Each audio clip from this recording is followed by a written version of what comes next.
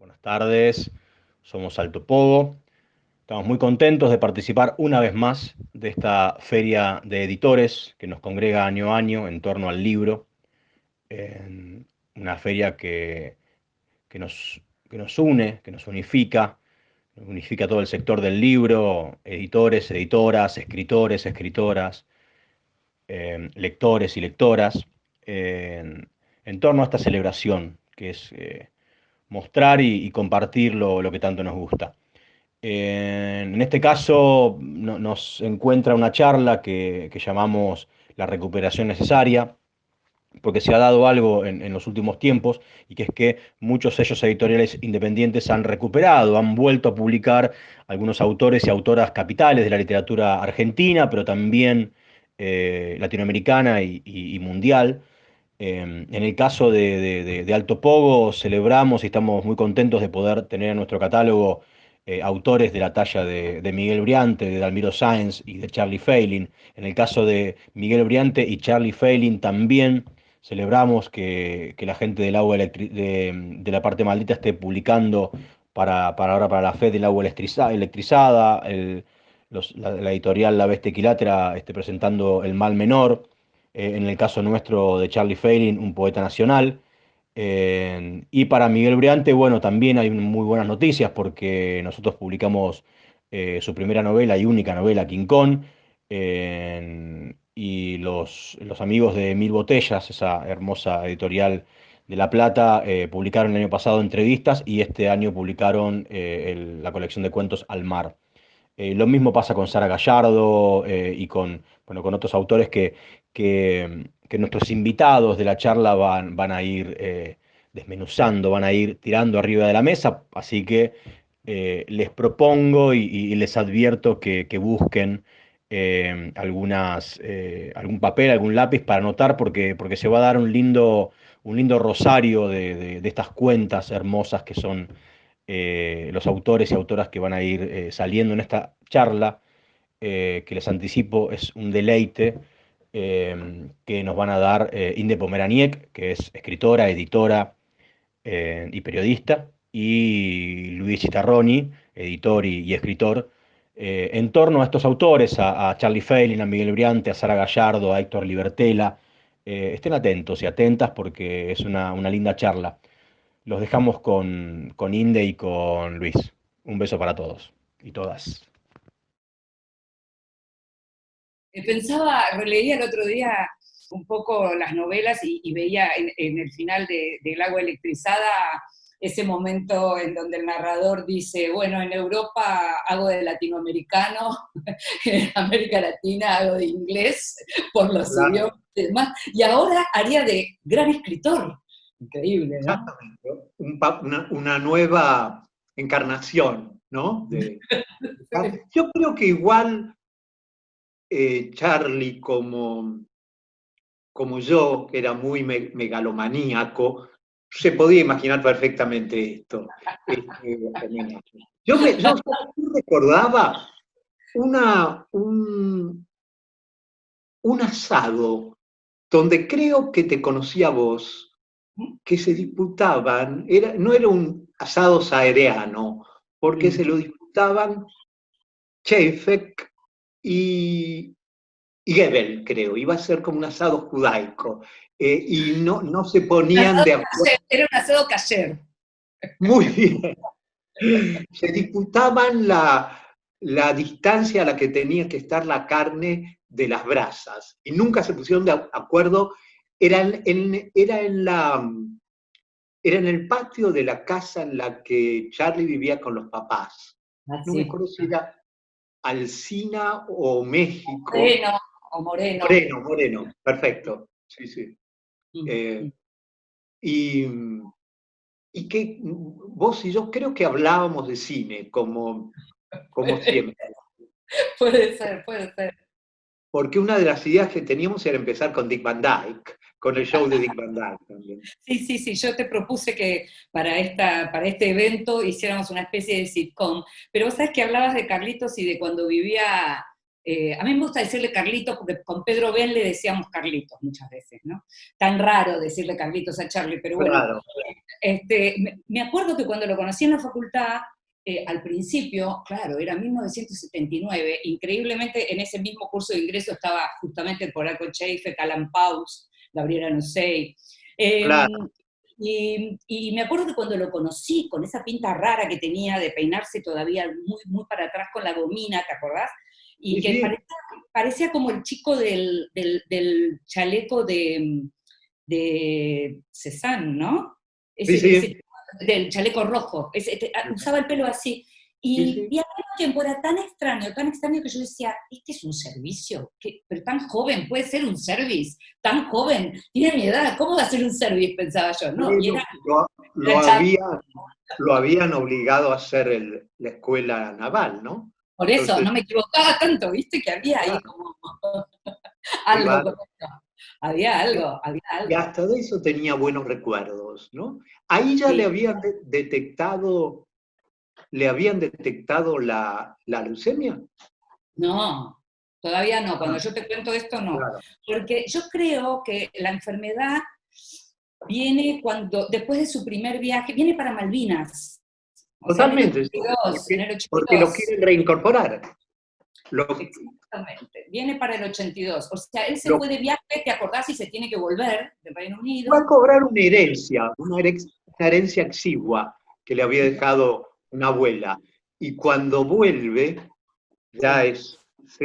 se precipitaron los acontecimientos y a él lo quieren incorporar, porque como hablaba tan buen inglés, lo querían como espía, ¿no? Y ahí detectan mala sangre, como decía él, ¿no? La mala sangre. Sí, ahora, algo que me impresiona, volviendo a ver un poco los libros, y que en realidad me sorprendió en su momento y ahora que lo vuelvo a pensar, porque volví a ver también Amor a Roma, y pensaba un poco lo que hablábamos por teléfono estos días, que Charlie era Amor a Roma, eso era un Claro, auténtico Charlie Failing. Y que como él, con ese talento y esa capacidad y esas lecturas y esa visión a futuro tal vez, se puso a escribir género, se sí, puso a sí. escribir, digamos, novelas más populares, ¿no? Él no era para nada un tipo con gusto popular, cero, Era un culterano, se podría decir. culterano, completamente. Sí. Qué increíble, ¿no? Y Pedro también, ¿no? Pedro está en algún lugar de Europa, En Italia, sigue, en Italia. sí, Eh, y pero, con sus lenguas, claro, sigue con sus lenguas, exactamente. Ellos en eso se encontraban mucho en todo lo que tenía que ver con las lenguas clásicas, ¿no? claro, claro, claro. Sí, sí, sí. Vos sabés que yo encontré en dos libros distintos notitas que dejaba a Charlie. Sí. Y encontré una que es divina. Bueno, no sé si se verá. eh, Ah, que es cuando la letra, la letra. me, me visitaba en mi departamento, en el departamento que yo vivía en la calle Córdoba y Esmeralda, que no tenía portero eléctrico, entonces pegaba un grito con su magnífica voz. I was born with the of golden voice, decía citando a Leonard Cohen. Y acá pone, Luigi, son alrededor de las 11:35. Supongo que era mediodía. Te estuve esperando un rato. Ahora me voy al Queen Bess a ver si el infierno sigue incólume. Better this present than a past like that. ¿De quién es? Browning. Y firmado C. Digamos que hasta las notitas que dejaba eran verdaderos enigmas literarios. Creo que no era ni de Browning, yo pensé un tiempo que era de Swinburne, pero me parece que era algo escrito por él, ¿no? Ah, hizo un Borges, te hizo un ¿Eh? Borges, te hizo un Claro, Borges. claro, claro, un apócrifo, sí. Sí. A mí, Em, a mí me gustaba mucho, bueno, yo estuve encontrando también, me encontré con unas dedicatorias muy amorosas. Sabés que él y yo además cumplíamos años con 4 días de diferencia, éramos del claro, mismo año geminiano los dos y siempre sí, sí, teníamos como una cosa como de primos hermanos con eso, ¿no? Y estuve, nada, revisando y viendo también esas dedicatorias, viendo las dedicatorias que me hizo a mí, viendo lo que son las dedicatorias de sus novelas, que son claro, preciosas. Sí, sí, muy afectuosas, muy amorosas, ¿no? Esas totalmente. dedicatorias divinas a Gaby Esquivada, o a sus padres, o a sus ancestros en general, ¿no? También como con una idea de esto que vos decías antes, vos decías megalómano, pero como con una especie de concepción de futuro, por Sin decirlo así. duda, sin Eso, duda. no estoy escribiendo solo para mí, era algo así, ¿no? Y eso lo veía bien en la... Bueno, lo veía bien también como un poeta, en el sentido en que los límites son siempre invitaciones a la imaginación, ¿no? Él decía que carecía de imaginación, que con él el Mayo francés se hubiera ido al carajo, porque la imaginación o el poder, no, de ningún modo. Entonces, lo que le gustaba cuando escribía era ponerse límites precisos y muchas veces transgredirlos, ¿no? Eso se nota más en la segunda novela y sobre todo en Un poeta nacional y después en El mal menor, ¿no? Mm, mm. Porque la idea del género, yo no me acuerdo porque yo Sí, era, posiblemente no hablaba con él en ese momento, digo, de estas cosas por ahí todo el tiempo, no estábamos tampoco todo el tiempo cerca, qué sé yo, nos conocimos mucho y durante muchos años y tuvimos periodos que estábamos más cerca, pero cuando él se propone hacer estas novelas de género, en donde trabaja el policial, en donde trabaja el terror, donde trabaja la novela de aventuras, ¿él en qué lector estaba pensando? ¿Vos te acordás de eso? y en el lector que había sido en el entusiasta lector juvenil que él había sido, entonces escribe géneros atractivos, géneros que le cerraban a él. De hecho, hay un atisbo en Un poeta nacional de que se convierta en una novela histórica, que en ese momento estaba en boga, y él no quería que lo confundieran, ¿entendés? Quería Sí. que fuera una novela de aventuras, y tiene momentos como cruciales de novela de aventuras. Y lo mismo quería para El mal menor, y por eso en ese momento se atiborraba. En realidad el plan era tan programático como era él, ¿no? Era una de un policial, una de aventuras, una de terror y después una que quedó no escrita a media, sino apenas esbozada, que se llamaba La Tierra Esmeralda, Esmeralda. Sí. Esmeralda. Está adelantada en el volumen que hizo en su momento, creo que Norma, ¿no? Sí, con Gaby Que se y llama Alfredo, ¿no? Los Cuatro Elementos, creo que se llama. Sí, sí, sí, los cuatro elementos. Que lo llama, en Twitter me decían, en estos días me decían un grandes éxitos, porque yo Claro, mostraba los libros y el volumen completo serían los grandes éxitos. sus grandes éxitos coincidían con su obra completa, ¿no? Mm. Salvo que no está Amor a Roma. Mora Roma ahí, ¿no? Que Mm. él lo pensaba un poco como Saer pensaba el arte de narrar, los poemas, es decir, como un libro que contuviera toda su poesía, todos los poemas. Digo, iba a ir agrandándolo con los años. Tiene una idea genial cuando hace Amor a Roma, y es que él pone los poemas de los otros como poemas, los suyos propios y las traducciones de esos otros como versiones. Entonces, ya es una idea notable, ¿no? De un gran poderío y de una gran modestia, ¿no? Que era también lo que demostraba habitualmente en la vida, era una persona de una generosidad. Yo me acuerdo una vez que llegaba y le elogié una corbata e inmediatamente me la regaló, ¿no? O me regalaba cosas, un pilot, me regaló su escritorio en su momento, que era el que estaba en la casa de los padres, donde creo que nos vimos la primera vez. Es posible, sí. Yo no me acuerdo cómo lo conociste vos, porque yo lo conocí claramente en la facultad, pero no me acuerdo cómo Yo lo lo conociste. conocí en mirá qué lugar insólito para Charlie, que descreía tanto del psicoanálisis.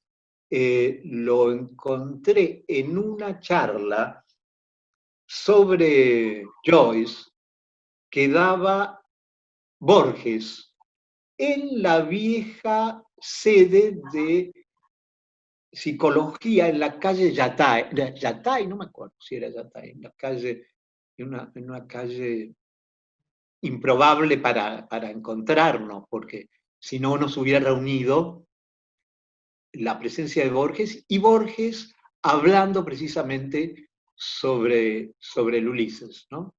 Joyce.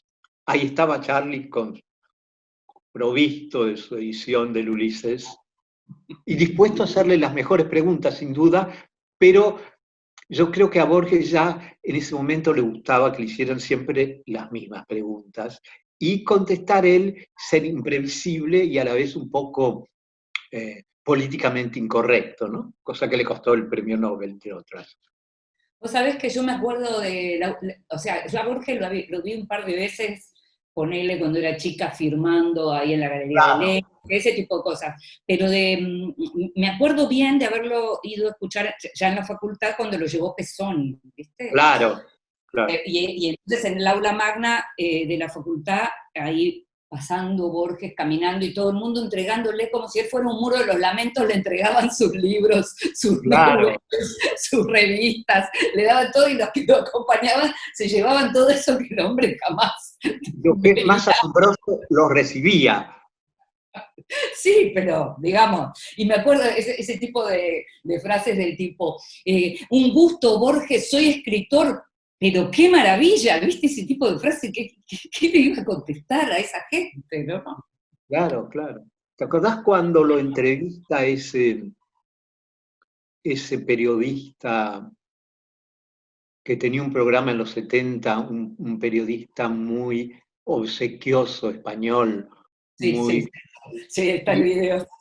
y entonces él intenta atenuar la obsequiosidad y la obsecuencia de este hombre y le dice, maestro, maestro, no me llame maestro, dice, llámeme Borges. Y el otro dice, bueno, maestro Borges, es lo mismo. Y él le dice, sí, pero da la casualidad de que Borges es mi apellido, ¿no? Claro, Entonces, claro, claro. era ese Borges ya público, que supongo que con Enrique Pezzoni habían hecho ese libro para Sudamericana, que era el Atlas, que hace con María Kodama. Ah, puede ser, puede ¿No? ser. Hay una anécdota que yo la conté hace poco por escrito porque me la habían contado un par de veces, que posiblemente sea apócrifa, pero es muy buena y tiene que ver con Enrique. La contaban con Enrique, que era que habían ido a comer a un restaurante y le llegó el plato súper, digamos, colorido y demás. Y entonces Pesoni le dice, ay, Borges, esto es una maravilla, qué colores. Y entonces Borges le dijo, y usted, Enrique, siempre tan provocador. Sí, claro. Sí, sí. Sí, sí, ¿no? Siempre habla metáforas, sí, porque era muy frugal Borges, ¿no? Por lo menos en la vejez Sí, así, comía, ¿no? sí, así Comía dice. una comida que parecía una pitanza de perro, un arroz y algo, pero había sido muy goloso. Esas son esas cosas que con el tiempo te van revelando personas que habían estado con él, como María Esther Vázquez, ¿no? Dice que, Ah, claro. viste que él se puso gordo, Borges, en un momento, porque era muy buen mozo en realidad en la juventud, ¿no? Y Sí, después se sí. pone como un gato capón, se pone, este, Sí.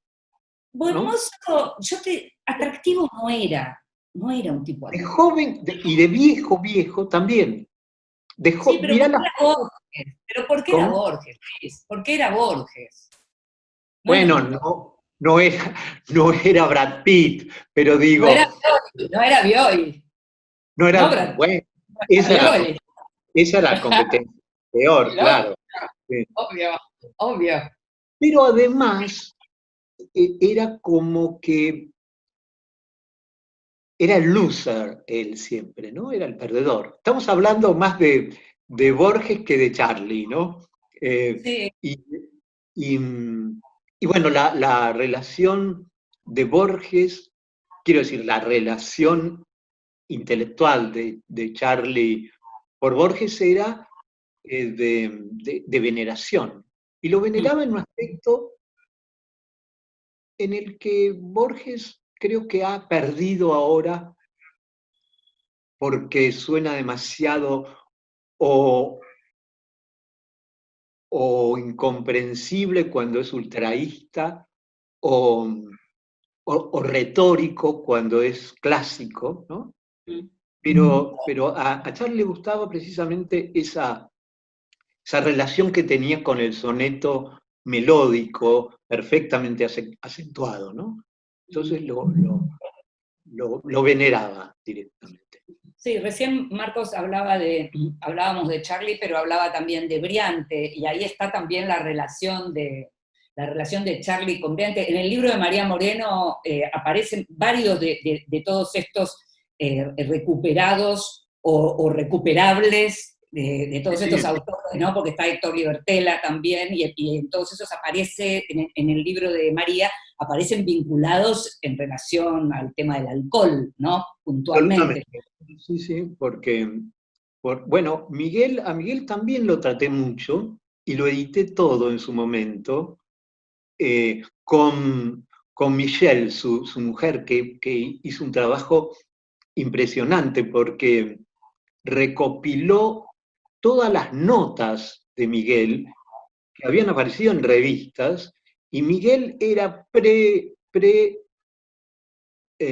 computadora, es decir, que había que recuperar. Precámbrico era. Precámbrico, era geológicamente anterior a todos. Y, y con Miguel nos encontrábamos mucho en Sudamericana. Él venía a verme porque vivía a 2 cuadras en un momento, en una casa de alto, lindísima, con Michelle, y a veces cuando íbamos con Charlie, le decía, no se preocupen por sus mujeres, decía Miguel, yo después les doy un certificado de que estuvieron conmigo. Y después de la noche de whisky nacional, porque era una especie casi de competencia, creo que Miguel nos ganaba a todos, teníamos que subirlo, esa escalera peligrosísima, porque era una casa de altos muy, muy escarpada y con una escalera muy, muy serpenteante, ¿no? Y así terminaban esos encuentros. Héctor, que es una de las personas a las que yo adoré directamente y todos queríamos mucho porque era de una generosidad única y de una bonomía y de un entusiasmo. Bueno, también fue víctima, éramos víctimas gozosas del alcohol, ¿no? Y me acuerdo que en un homenaje que le hicimos a Charlie, con Gaby Esquivada, a poco de la muerte, no me acuerdo cuánto, y está María Moreno también.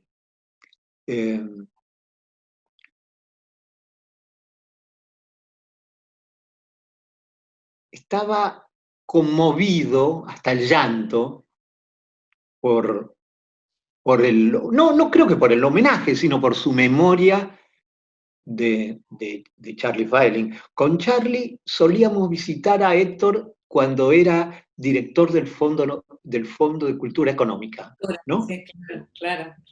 Ahí en la calle Maipú creo que era, o Suipacha. Sí, Suipacha. Íbamos a comer al restaurante de frente, ¿no? Y Héctor también era un ser increíble en términos de que llevaba a todos lados sus originales, porque los iba modificando tipográficamente. Tamara decía que no se merecía una computadora, porque claro, era tanto el trabajo que hacía, lo trataba como una caligrafía la tipografía de los libros, ¿no? Era un artesano, digamos, un artesano en todo el sentido. Una vez viajamos juntos a México y se llevó también esos originales, porque eran versiones y versiones. Por suerte está Rafael Cipollini, que se encarga del legado, me parece, ¿no? Porque si a cualquiera que le hubiera dado ese trabajo, era un trabajo titánico, ¿no? Sabés que en estos días, mientras me puse a leer para esta charla y para esta feria, eh, me puse a leer de nuevo cosas de Sara Gallardo y estuve leyendo la edición que hizo hace ya varios años alguien que dentro de poco va a tener que ser recuperado, que es Leopoldo Brizuela, que es quien Claro, no claro. está ahora, pero que él se ocupó de recuperar a mucha gente. El prólogo del libro ese de MC que hizo Leopoldo es de una calidad, porque lo que tenía Brizuela, además de, digamos, de que le gustaba muchísimo esta recuperación de figuras, y de hecho en la Biblioteca Nacional además se ocupó los últimos años Recuperar originales. de recibir los materiales de los autores. O sea, Leo Brizuela tenía también una cabeza en relación al documento del escritor, ¿no? Pero la manera de escribir de Brizuela, esa clasicidad que llega a cualquier grado de lector, al más exquisito, pero también al que tiene miedo de ponerse a leer. La Sí, sí. verdad que es una maravilla lo que hizo, porque en ese prólogo vos leés quién fue Sara Gallardo, que fue una grosa enorme, gigante, ¿no? Eso no hay ninguna duda, y que está siendo muy recuperada en este último tiempo, y además uno la lee, digamos, con una mirada de hoy y sigue teniendo una vigencia absoluta, pero el texto de Brizuela sobre ella, corto, breve, porque Leo sabía escribir así, Sí, casi sí. periodísticamente, es una maravilla, una Sin maravilla. duda, sin duda. Vos sabés que lo último que yo leí de Sara, a quien de chico leía en La Nación, porque era corresponsal en Roma, en Claro, Italia. Un libro que recupera mucho de esa época de Sara Gallardo, que hizo su hija Paula Pito, a quien seguro conocés, sí, y que sí, se llama Macaneos. sí, con Lucía de Leone lo hizo. Exactamente, sí, Sí, recuperaron ese material y es el material periodístico. Porque, claro, bueno, la última época Charlie también, ¿no? Demostró ser un reseñista bueno, extra. eso te iba a hablar, porque después del episodio Soriano, del que si querés podemos hablar, Claro, claro, claro. después del Bueno, episodio Soriano, que él ya no escribe en Página 12, lo empiezo a publicar yo en el suplemento de Clarín.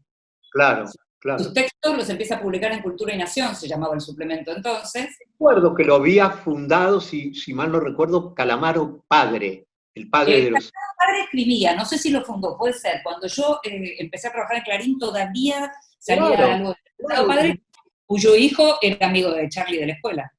Eran compañeros de la Escuela del Sol, porque Claro, Charlie había tenido esa vida paradójica. Había pasado de la Escuela del Sol a la Escuela Naval o Liceo Naval, no me acuerdo qué era. al Liceo Naval, Sí, exactamente, sí. tal cual, sí, sí. Y era muy amigo de Andrés, y Andrés le traía siempre de España algún whisky exquisito de una malta, como, como bueno, esos que tienen nombres impronunciables, ¿no? Y Escoceses. exactamente, de Malta, bien de las islas. Y, y había una foto yo no sé si la tendrá Andrés. Gabriela Esquivada, Ah, una, Gaby. sí, una foto de él y Calamaro, en el que parecen dos niñitas de Lewis Carroll, parecen dos niñas victorianas, porque era, claro, época de pelo largo, ¿no? Calamaro todo lleno de rulos, y Charlie, que no había adoptado todavía ese peinado que hacía sospechar que fuera un servicio, estaba también con pelo largo, ¿no? Era la época en que Charlie, después hablamos mucho sobre este tema, porque los dos teníamos una colección yo no me acuerdo si era Panther o alguna de esas, una colección de Pulp Fiction, porque a Charlie le encantaba los libros en rústica. De hecho, si alguien quería quedar bien con él, le buscaba el ejemplar más en rústica que hubiera de alguna edición clásica y él la coleccionaba. Y era una colección que dirigía un señor, ahora no puedo acordar el nombre, pero que era como una especie de Ho Chi Minh de aspecto. Se llamaba Lynn Carter. Lynn Carter era una especie de gurú de la ciencia ficción y de la fantasy. Y esa colección que hacía,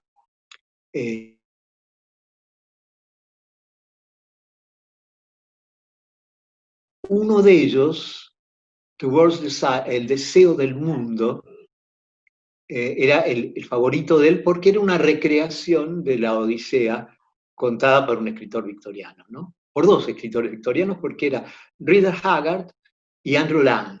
Andrew Lang era un erudito y Rider Haggard un escritor de aventuras.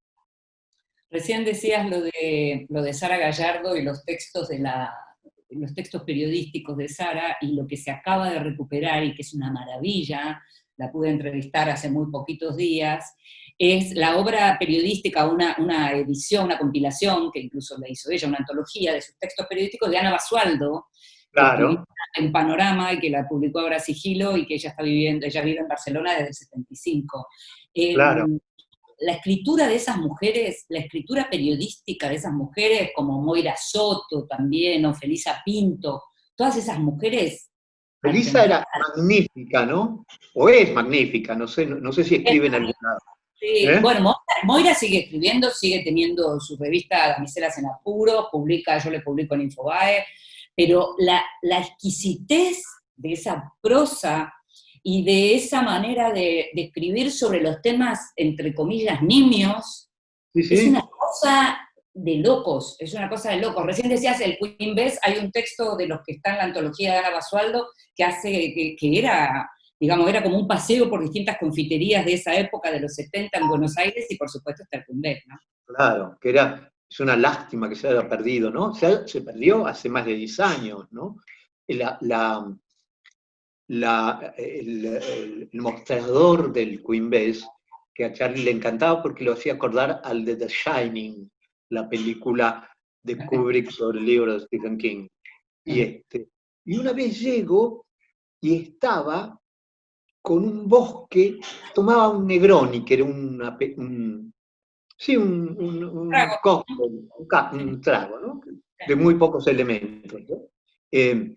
Pero era un bosque de Negronis que habían consumido él y en ese momento era el agregado del British Council, un señor que se llamaba Harold Fish, y empezó a incorporarse gente. Charlie tenía una especie de bonomía así, muy amplia. Entonces apareció una mujer que se decían llamar la Talcahuano, que aseguró haber sido maestra de Charlie en Rosario. Bienvenidos a la leyenda, y entonces Charlie estaba feliz de la vida de recibirla ahí, porque él entraba al Queen Bess, tenía un pianista pésimo, pésimo. Charlie también se destacaba por lo desafinado que era, ¿no? Tenía un oído perfecto, perfecto para un poema, y para la música era capaz de cantar la Marcha de San Lorenzo como si fuera, aquí está la bandera idolatrada, pero digo, no son tan distintas, así que no, cantar la Marcha de San Lorenzo como si fuera el himno a la alegría. ¿Por qué te contaba lo del oído? Estábamos hablando de la Talcahuano, Queen Bess, el pianista malo. El pianista Es se un llamaba Nelson. es un cuento de Feliberto Hernández, vos seguís. Sí, pero no era Filiberto el que tocaba, era este pianista que se llamaba Nelson. Charlie lo trataba como Sinatra a Nelson Riddle. Entonces cuando entraba le decía, Nelson, la piel de la canela. Y Nelson despachaba una versión absolutamente dodecafónica de esta obra central de nuestro folclore, ¿no? Que llega a cantar Caetano. Alguien que no le gustaba nada a Charlie, Caetano Veloso. Decía que cantaba histéricamente. Está por Pero por ahí no le terminar. gustaba, no sé, por ahí no le gustaba la música brasileña a Charlie. De ningún modo, no, claro. Por eso. Viste que Fiordo hizo la recuperación de Enero de Sara Gallardo hace no Sí, tiempo, pero también hicieron en Fiordo una recuperación preciosa de de No se turbe vuestro corazón, de qué Belgrano Rausi. bueno. Sí, Es una sí, qué novela, magnífica, ¿no? es un autor espectacular. La prosa de Belgrano Rawson, Dios mío. Y todas las demás, Fuegia, ¿no? El náufrago de las estrellas. ¿El náufrago se reeditó? A mí me parece que no. Por lo menos no en el último tiempo. Y No se turbe me hubiera gustado, y más, aprovecho ahora, me parece que es una gran oportunidad que la gente sepa que esa es una novela espectacular, y sobre todo a los que a lo mejor, por ejemplo, descubrieron una novela como Sama. Claro, está muy escrita, sí, y no, bueno, no sé cuántos años, ¿no? Pero es próxima, es decir, estaba dentro del mundo de Eduardo, que Sí. no sé si es puntano o mendocino. Puntano, de San Luis. Sí. No, Bueno, mira, No se turbe es del 74. Yo no me acuerdo Sama de cuándo es, pero no, no yo se tampoco, pero es de los 60, ¿no? Claro, Es- puede ser, sí. Pero como eh, sea, digo, tiene que ver con esa idea como de un tiempo, sí, entre que la colonia, esa sí, cosa como, sí, ¿no? Como rara, mítico, legendario y a la vez realista, ¿no? completamente, completamente, pero además, igual que lo de Sara Gallardo, con toda esta, digamos, la idea del campo, ese campo al que ella le pelea también, ¿no? Pero esta escritura, a mí la verdad que lo que me alucina cuando leo estas recuperaciones, Luis, es que yo adoro nuestra literatura, me encanta promocionar nuestra literatura, me encantan nuestros escritores, y me parece que hay que dar mucho impulso a lo que son los autores que aparecen, pero hay algo que me cansa un poco también, que es esta idea de lo que yo vengo llamando la narrativa del punto seguido, la tensión narrativa del punto seguido, ¿no? Sí, sí. Como que se construye todo como cortito, y de pronto, ¿Sabés cómo lo llamaba Bioy? a ver, El estilo pan rallado. Pero él dice que escribe la invención de Morel en estilo pan rallado porque tenía miedo de equivocarse. A veces eso es, ¿no? En una primera novela, porque después, si uno se fija en la narrativa argentina, encuentra esos periodos, como el de Saer, por ejemplo, jadeante, rarísimo, ramificado, lleno de resonancias, o lleno de incluso comas, lleno de lleno comas, de ¿no? comas, sí, sí, sí, sin duda, claro, ¿no? Que Sí. supongo que había todas esas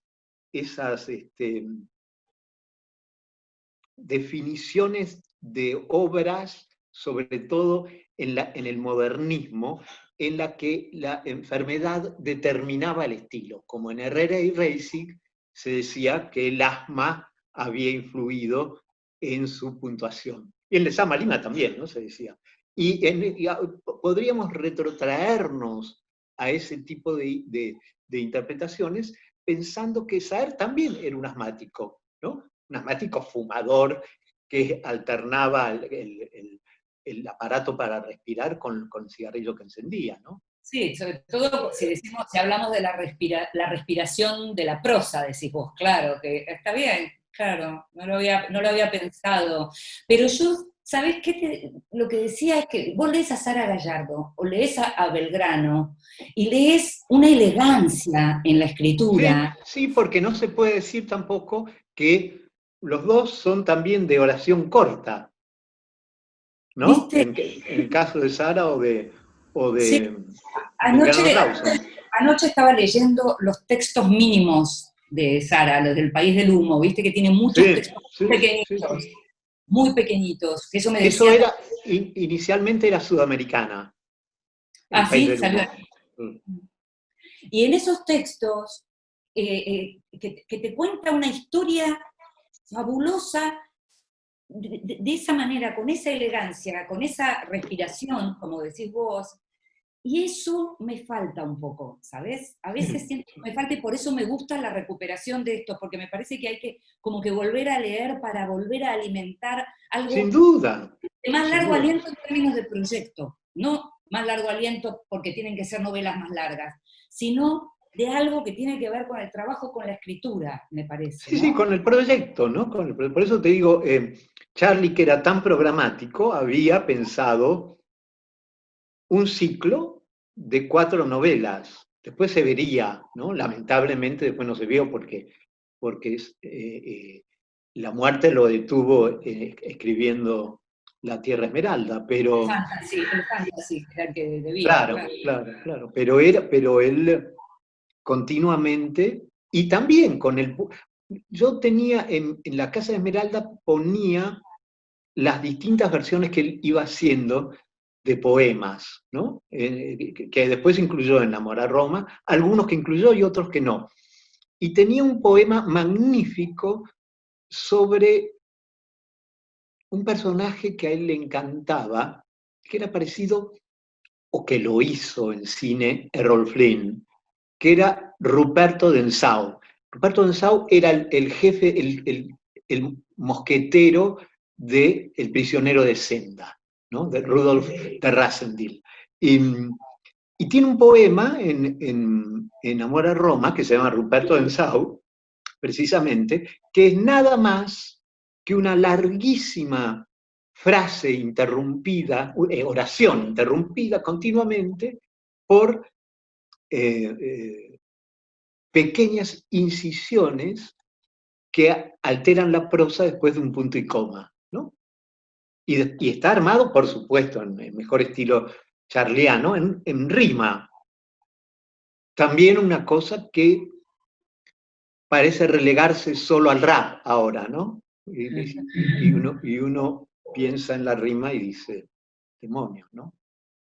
Te quería preguntar a vos como editor con el tema de la recuperación, porque, y ya no tiene que ver con literatura argentina, más allá de que habrás hecho, y de hecho lo comentabas, hiciste recuperaciones de autores, pero vos en La Bestia hacés recuperación de autoras, por ejemplo, inglesas o norteamericanas, y llegaste a hacer un modestito bestseller maravilloso con Prohibido Morir Aquí, con Elizabeth Taylor.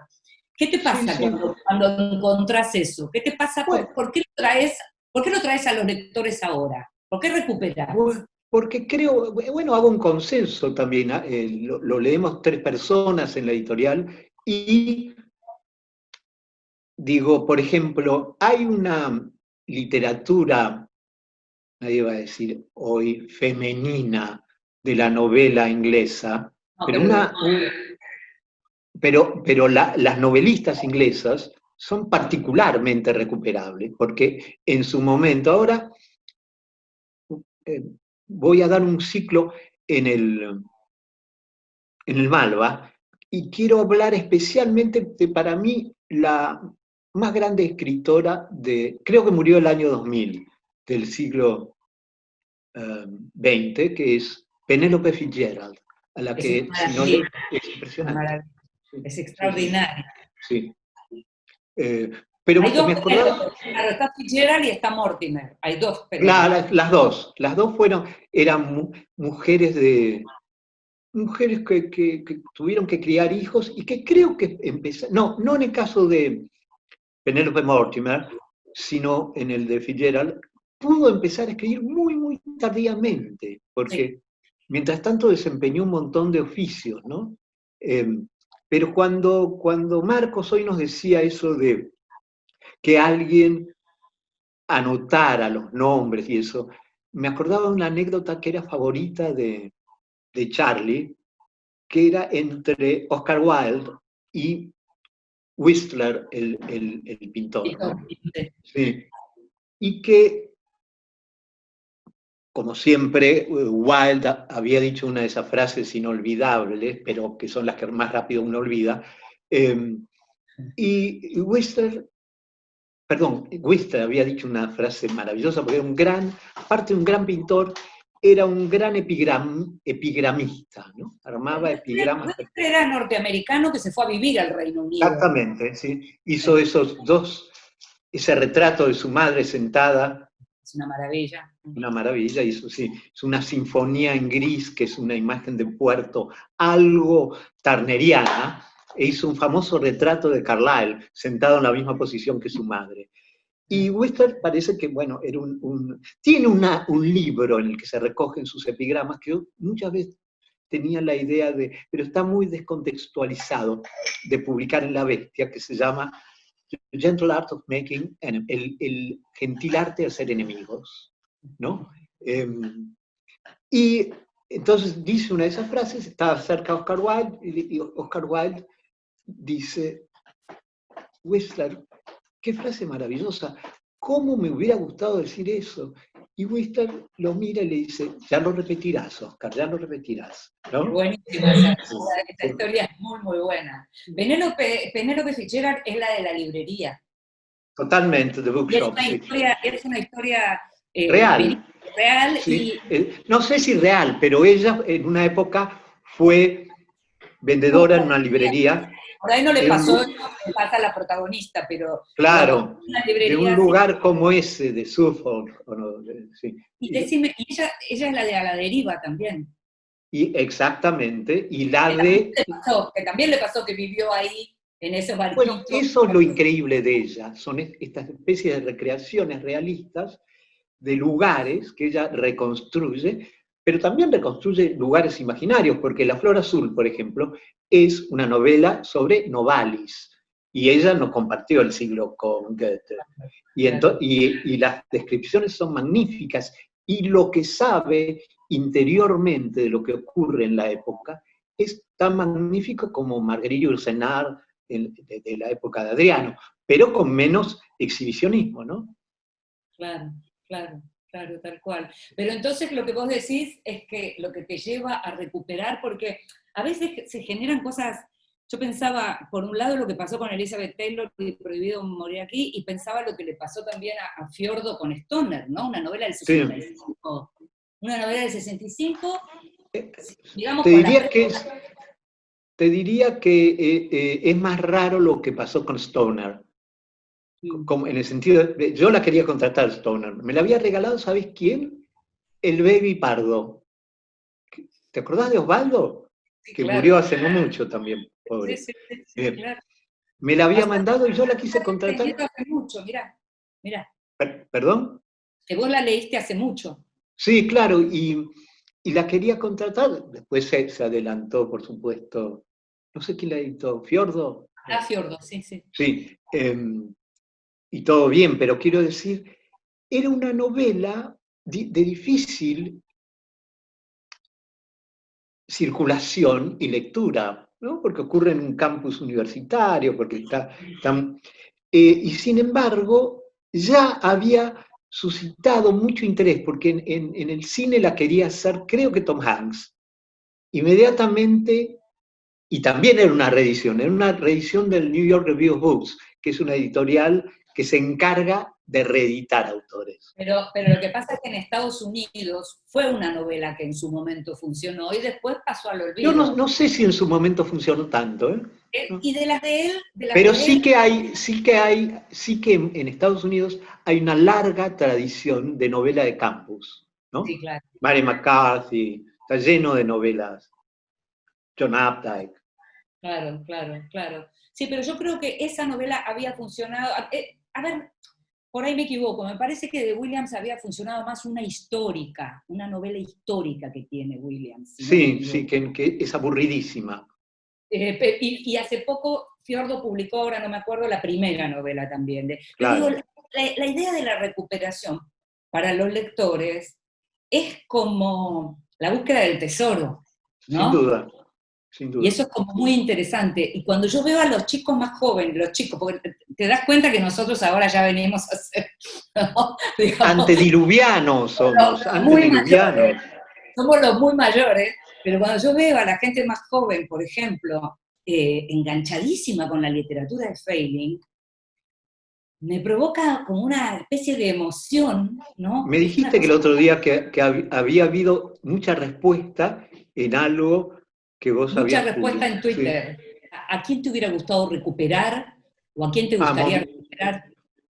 Montones, porque entre ellos la novela que te decía que le gustaba tanto a Charlie, de Rider Haggard y Andrew Lang, montones, porque la literatura es un el pasado es una beta extraordinaria, ¿no? Y de hecho, cuando pensamos La Bestia como editorial, la pensamos para recuperar particularmente a Muriel Spark, porque a Natalia, mi socia, le encanta Muriel Spark y a nosotros nos encanta también. Así que ahora vamos a publicar la biografía de ella, que se llama Curriculum Vitae, que es muy, muy linda. Y además tiene esa cuestión, ¿sabes qué? Como siempre se dan, por ejemplo, los mismos nombres, ¿no? Simone de Beauvoir, pero digamos, la lucha que tenían que sostener contra un mundo que era en el que predominaban los varones y eran como machos sombríos, ¿no? Las mujeres, es extraordinario, ¿no? Sí, lo que está pasando. Y todavía todo lo que queda por recuperar, porque, por ejemplo, Tere Andrueto con La hija en Córdoba, hace 10 años que vienen recuperando obras de autoras argentinas más totalmente, ocultas, digamos. Qué sé yo, Silvia Poletti, ponele, totalmente, la propia Silvina Bullrich, ¿no? Ahora, vos sabés Silvina, que... algo editó Mar Dulce, ¿no? Es Silvina. Sí, y ¿sabés quién? ¿Te acordás quién había editado a las 3 en los 90? Juan Martini en Perfil. Había editado a Beatriz Guido, a Marta Lynch y a Silvina Bullrich. Es que esa colección que hacía Juan era extraordinaria, buenísima, hay que decirlo. Sí. ¿No? Y sacó obras completas, por ejemplo, Tizón completo lo había sacado. Sí, y no solo, Fernández Moreno, ¿no? Recopilado creo que por Jorge von der Brieder. César, que ahora salió una nueva, entre paréntesis, mira, hablando de recuperaciones, el DOC acaba de sacar Argentino hasta la muerte de César Fernández Moreno. ¡Qué bárbaro! ¿A Charlie no le gustaba César? Sí. Claro que le gustaba muchísimo, sí. Claro. Argentino hasta la muerte. Y crecimos en una época casi de veneración por Fernández Moreno, pero eso también es curioso. Es el periodo de apogeo y el de extinción. Charlie siempre decía, ¿por qué si nunca tuvimos apogeo tenemos tanta decadencia? Esa frase es absolutamente maravillosa. Escúchame, yo no puedo evitar así hacer de periodista y decir que tenemos que irnos, pero si pudiéramos decirle a Charlie lo que está pasando, ¿no? Esto de que hay 3 editoriales de gente que no lo conoció y que lo va a publicar y todo al mismo tiempo.